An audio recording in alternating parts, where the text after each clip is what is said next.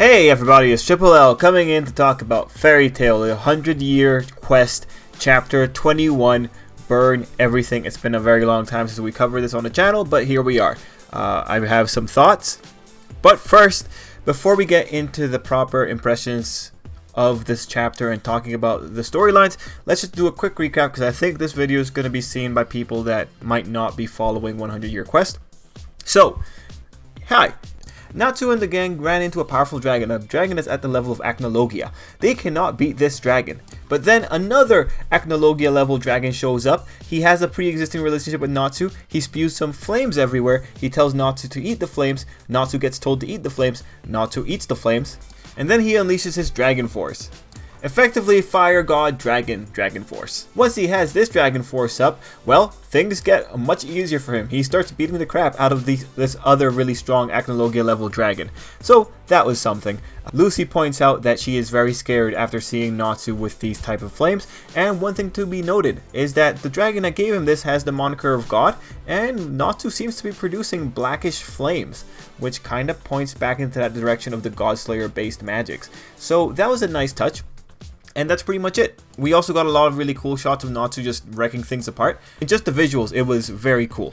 With that information out of the way, let's start the impression part of the video. How good is this chapter? Well, this chapter continues some of the problems that I've had with 100 Years Quest, if you guys have been following, or you last followed way back when. Just the whole storyline with Acnologia and the 5 dragons. One of the big things that I have with going into 100 Years Quest is, why didn't Acnologia mess with these 5 dragons? And, when you have this chapter, you have Ignia also talking about him wanting to beat Acnologia, and it's just also that question of, well, why didn't you go deal with Acnologia? You had 400 years to become these kind of powerful dragons. It's kind of silly. So that's the first thing I want to talk about, just Ignia's statements that he wanted to be the one to beat up Acnologia. Like in this chapter, we get a little bit of background, specifically that they came to this continent 400 years ago and they were hiding out there, and that they eventually all became strong enough to take down Acnologia if they really tried. And Ignia is saying that he should have been the one to take down Acnologia, and it's just, like I said before, why didn't you? He is a dragon. He can fly around. It's not an issue of these guys being hidden. Like, if this guy showed up in Fior, in the Fior continent, if he just flew over there, Acnologia would have found him immediately. We know this. We know that Acnologia had a weird dragon sense and can sense dragons when he got close enough. We know that he could chase down God Serena. We know that he could chase down Natsu and his group. So when I see this, I do find it to be kind of weak, especially with Ignia getting upset about it. Like, he could have gotten off his butt and gone and done whatever he wanted to.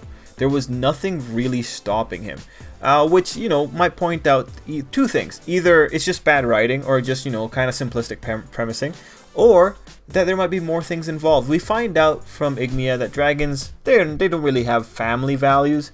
The fathers don't really get involved in the children's upbringing. The mother takes care of it. He also lets loose that 5 of them were the ones that survived in this country. And it really makes me just kind of wonder or think, did Acnologia kill off the 5 Pentadrakes' mothers? Like, did Acnologia take them down? Given that these were the 5 that got through, that kind of makes me think that was the case. Another thing is just, if that happened, to what degree do the 5 Pentadrakes actually fear Acnologia? Because from my perspective, this guy's talking a big game about what he could have done, but I wouldn't be surprised if Ignia actually still feared Acnologia. If you put in fear as a factor, like Acnologia scarred these kids or these dragons when they were younger, like he really scarred them. When you take that into account, then maybe their lack of getting involved with Acnologia could be explained that way. Because again, these guys got to a level where they're being called gods, and they still didn't even dare go to Acnologia's territory. And in terms of Acnologia never finding these guys, I will be okay if it's like some kind of range thing. Like, Acnologia just can't find out about them beyond a certain range, and that's cool. He has no reason to believe they exist if the range thing works, but these guys have every reason to want to go and beat him up.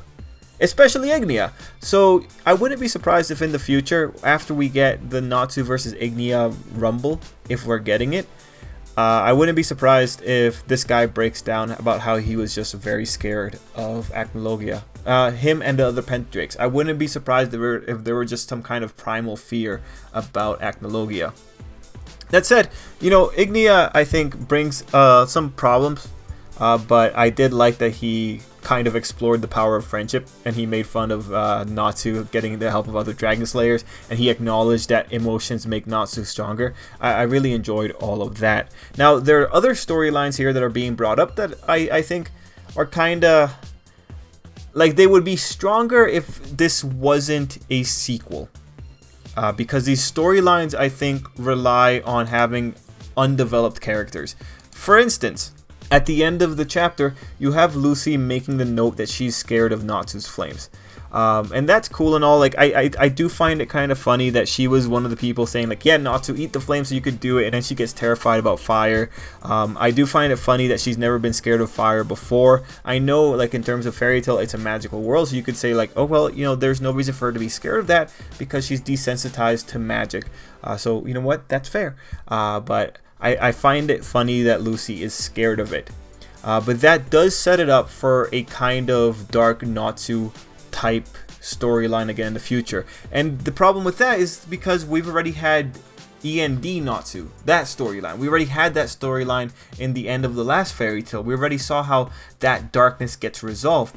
And here, they're going to kind of dress it up in this new clothing pretty much of this is a fight between brothers effectively. It's a fight between Ignia and Natsu maybe, and maybe these flames, because they're just so angry, because they're so vicious, because they'll burn the sky, dry up the oceans, because the flames themselves have a violent tendency, maybe Natsu will get swept up in that violence and lose sight of himself a little bit if he fights Ignia. That's what the story seems to be drumming up. It's drumming up that there is a power that Natsu can get involved with that might change his perspective or might change who he is, might change his nature, and that scares Lucy. Now, like again, that's cool, but this isn't the first time that Natsu's played with dark powers that he has access to. This isn't the first time that Natsu has been snapped out of it. Like, he has that history with the Demon Seed. So when I see this little line there, the way I'm reading it, I'm seeing it as, okay, the material is saying that this power could be a temptation for Natsu in the future, or could be dangerous to Natsu, even though it's so powerful. And it makes me feel like we're going into a rehash, because like really there's nothing stopping Natsu from just being able to say like, yeah, I shouldn't do this, I shouldn't use this power anymore. But that will be the real test here. Are we gonna see a fight between Ignia and Natsu? Chances are, most likely, is Natsu gonna get lost in Ignia's flames?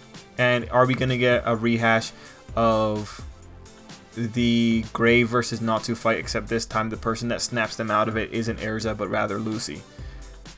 We'll have to see. It's important to note, however, that, well, Natsu doesn't really, he's not really showing much of a personality shift. That's good, but he does have the black flames on him, and black is bad in Fairy Tail, so that's something again we have to keep track of, and we'll have to see how this project's gonna go with this one. Okay, so a kind of dialogue line or plot line that I think becomes a little bit of a problem is also the true son versus fake son argument. It's weak. It's super weak.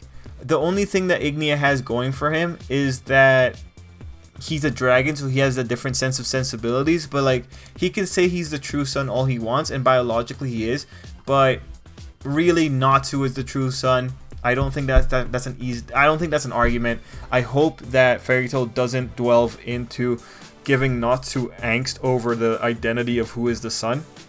We've had tons of narratives in the past in other anime, other manga, about what does it mean to be someone's true offspring versus not their offspring. And there's always the arguments about biology, or the time you spent with them is what makes your experience with them true.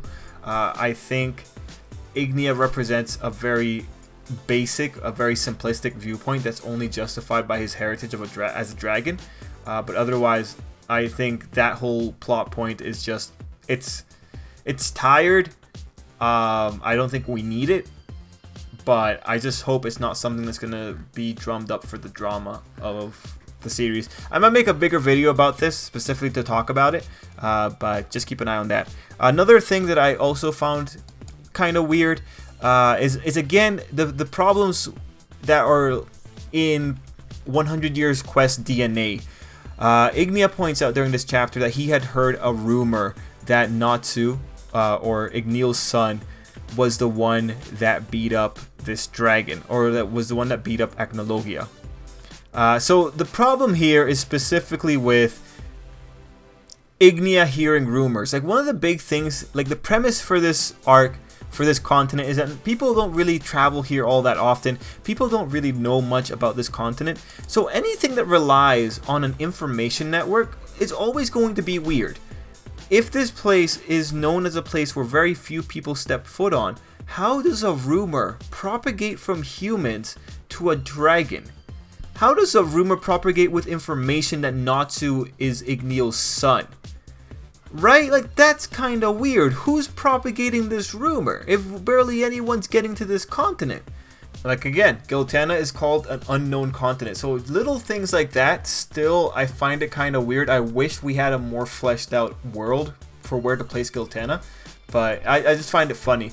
Anyway, those are my overall thoughts. Like, otherwise, you know, it's just set up for things in the future. I think it's ultimately fun and enjoyable, but little problems continue to be problems for Fairy Tail 100 Years Quest. Anyway, guys, let me know what you thought down below. And until next time, I hope you have an absolutely great day.